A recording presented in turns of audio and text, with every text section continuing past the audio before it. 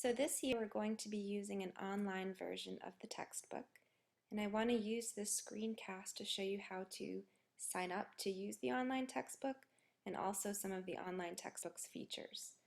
So you're going to start by coming to ClassZone.com, and it's going to take you to this page. And this is actually the page that you will see each time that you sign into ClassZone. So you're going to want to go up to Sign In. And you can see that I'm already returning visitor, but you're going to want to go to New Visitors and create a student account. It's going to ask for your birthday. It's just trying to make sure that you are the appropriate age to be a student.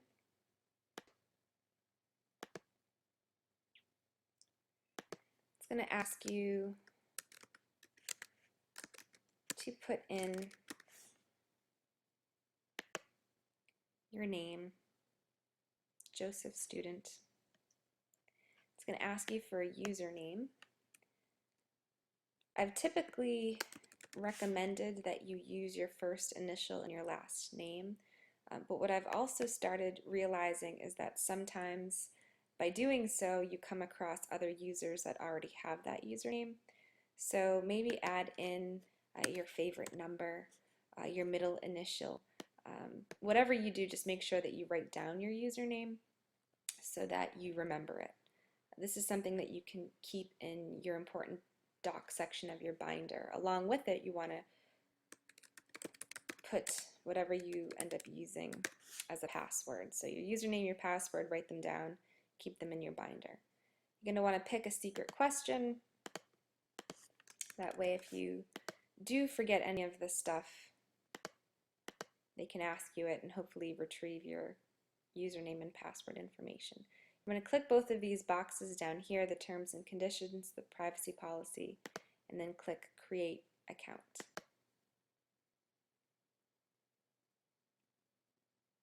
Okay, so my registration is complete, but I'm not yet done. I'm going to click Continue, and it's going to bring me back to the page that I started on.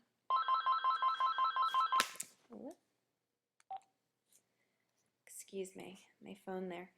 So I'm back to the page that I started on. I'm going to go up to the top here to My Account, because what I have to do now is link my account to the textbook. You don't yet have access to the textbook. So here is your account page. This is where you can come, excuse me, to edit any of your account information if you ever need to. I don't think you will though. I'm going to go down here to My Products and click on Activate More Products.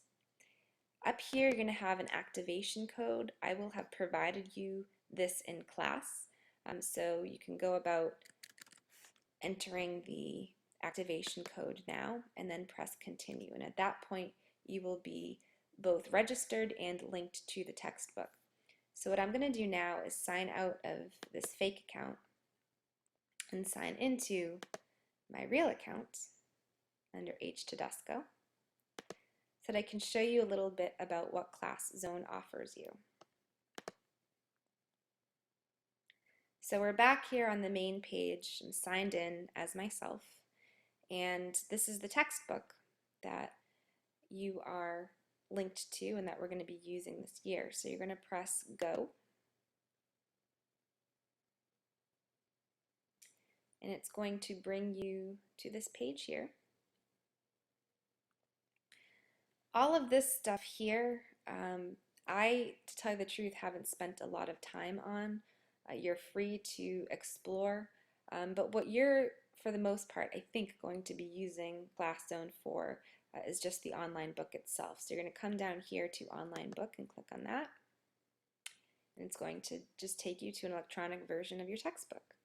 So this is the front cover of your textbook. I'm going to start by showing you just some of this stuff up here in the right hand corner.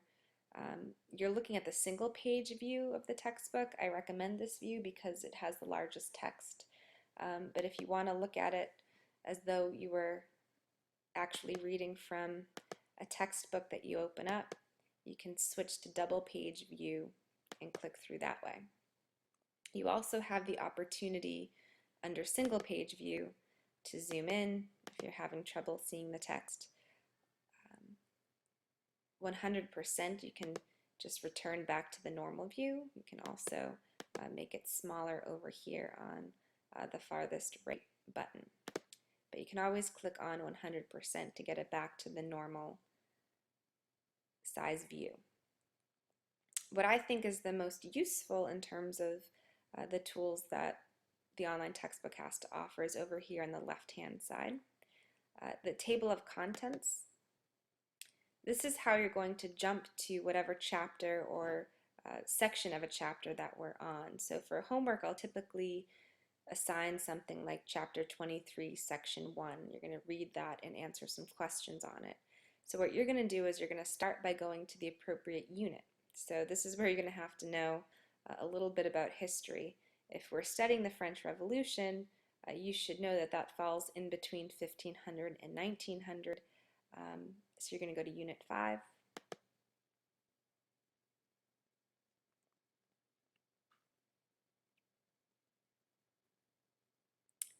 Sorry about that. You're going to go to Unit 5, Chapter 23, I said Section 1, so you're going to scroll down here to Chapter 23, Section 1, French Revolution begins.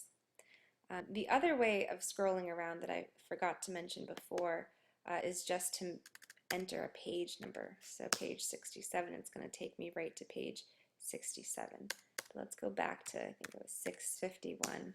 I'm on the first section of the French Revolution chapter. So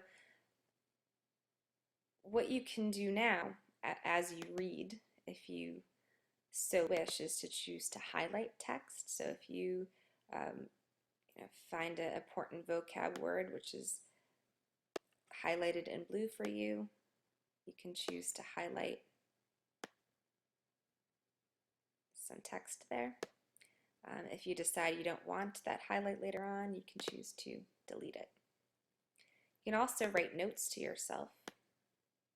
So if you want to put a note there, I could say a good point made here and save that note.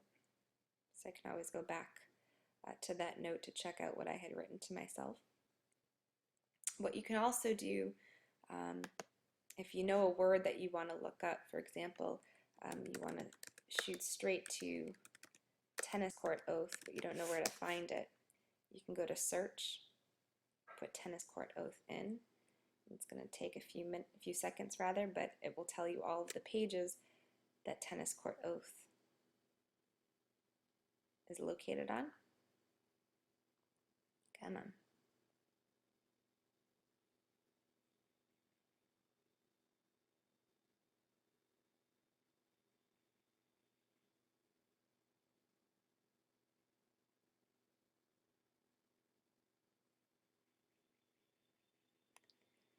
There we go. So it's located on 3 pages, 655, 654, and 651. So what I could do now is jump up to one of those pages by entering the page number up here. What you also might want to do is just go straight to the glossary. So I know already that I want to look up tennis court oath. I go to T and I find the definition. The other way of finding a definition is just by going to the term within the text of the chapter and clicking on it, and it's going to bring you right to the glossary. This should not take the place of reading the section.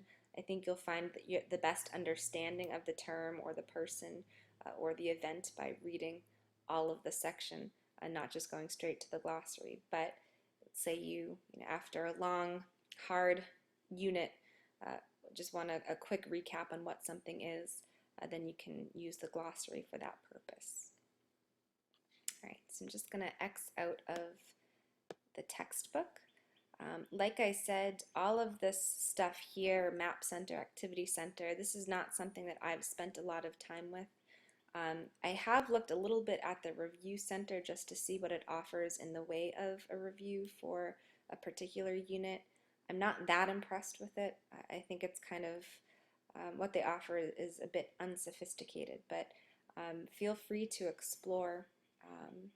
This is for you for the entire year, so make use of it beyond just what I assign. All right, that's it.